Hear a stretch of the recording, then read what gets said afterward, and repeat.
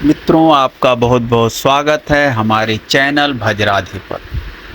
अगर आप चाहते हैं लक्ष्मी जी का स्थायी निवास आपके घर में हो तो इस वीडियो को एंड तक अवश्य देखिएगा। अस्थायी निवास माँ लक्ष्मी पुस्त दर पुस्त आपके घर में अवश्य रहेंगी। एक धर्मात्मा दयालु बूढ़े सेठ थे। अगर इस कहानी को आपने पूरा सुन लिया और इस हिसाब से आपने कार्य किया तो माँ लक्ष्मी अस्थायी तौर पर पुस्त दर पुस्त आपके घर में निवास करेंगी। एक धर्मात्मा दयालु बूढ़े सेठ थे। उनका भरा पूरा परिवार चारों बहुओं के साथ एक साथ प्रेम से रहता था। वे खानदानी रईस थे।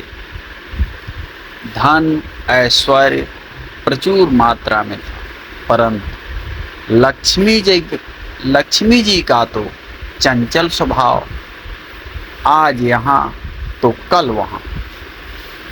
सेठ ने एक रात को स्वप्न में देखा कि एक स्त्री उनके घर के दरवाजे से निकलकर बाहर जा रही। उन्होंने पूछा, हे देवी, आप कौन हैं? मेरे घर में आप कब आईं और मेरा घर छोड़कर आप क्यों और कहाँ जा रही हैं? वह स्त्री बोली, मैं तुम्हारे घर की वैभव लक्ष्मी हूँ। कई पीढ़ियों से मैं यहाँ निवास कर रही हूँ, किंतु अब मेरा समय यहाँ पर समाप्त हो गया है, इसलिए मैं यह घर छोड़कर जा रही हूँ। मित्रों, धार्मिक जानकारी को प्राप्त करने के लिए हमारे भज राधे चैनल को सब्सक्राइब करें और भगवत प्रेमी मित्रों को भी शेयर करें।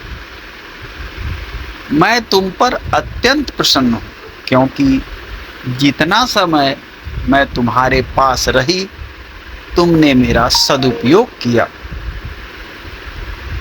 संतों को घर पर आमंत्रित करके उनकी सेवा की, गरीबों को भोजन कराया, धर्मार्थ कुएं तालाब बनवाए, गौशाला और प्याऊ बनवाई। तुमने लोक कल्याण के कई कार्य किए हैं, इसलिए अब जाते समय मैं तुम्हें वरदान देना चाहती हूँ। जो चाहो मुझसे मांग लो। सेठ ने कहा, मेरी 4 बहुएं हैं, मैं उनसे सलाह मशवरा करके आपको बताऊंगा। आप कृपया एक दिन के लिए रुक जाइए, कल रात को पधारें। सेठ ने चारों बहुओं की सलाह ली। उनमें से एक ने अन्न के गोदाम तो दूसरी ने सोने चांदी से तिजोरियां भरवाने के लिए कहा, किंतु सबसे छोटी बहू धार्मिक तथा संयुक्त परिवार से आई थी।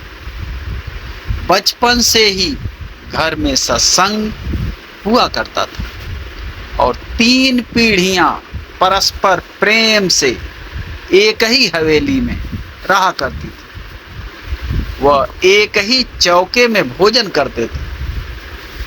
उसने कहा, पिताजी, लक्ष्मी जी को जाना है तो जाएंगी ही, और जो भी वस्तुएं हम उनसे मांगेंगे वे भी सदा नहीं टिकेंगी।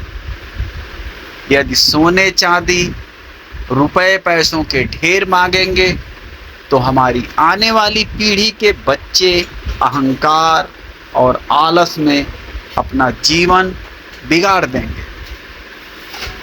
इसलिए आप लक्ष्मी जी से कहना कि वे जाना चाहती हैं तो अवश्य जाएं, किंतु हमें वरदान दें कि हमारे घर में सज्जनों संतों की सेवा पूजा हरि कथा सदा होती है तथा हमारे परिवार के सदस्यों में आपसी प्रेम बना रहे, क्योंकि परिवार में प्रेम होगा तो विपत्ति के दिन भी आसानी से कट जाएंगे। दूसरे दिन रात को लक्ष्मी जी ने स्वप्न में आकर सेठ से पूछा कि तुमने अपनी बहुओं से सलाह मशवरा कर लिया, क्या चाहिए तुम्हें?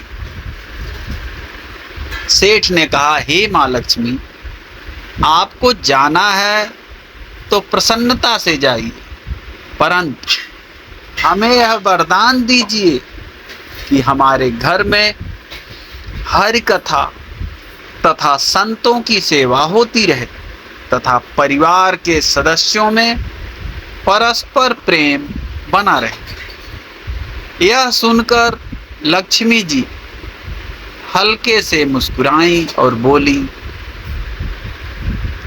कि जहाँ दया तहाँ धर्म है, जहाँ लोभ तहाँ पाप, जाके हृदय प्रेम है, ताके हृदय आप। हे वश, जिस घर में हरि कथा और संतों की सेवा होती हो तथा परिवार के सदस्यों में परस्पर प्रेम रहे, वहाँ तो साक्षात नारायण का निवास होता है। और जहाँ नारायण रहते हैं वहाँ तो मैं उनके चरण पर लौटती रहती हूँ, उनके चरण दबाती हूँ, और मैं चाहकर भी उस घर को छोड़कर नहीं जा सकती। तुम्हारी छोटी बहू साक्षात सरस्वती है।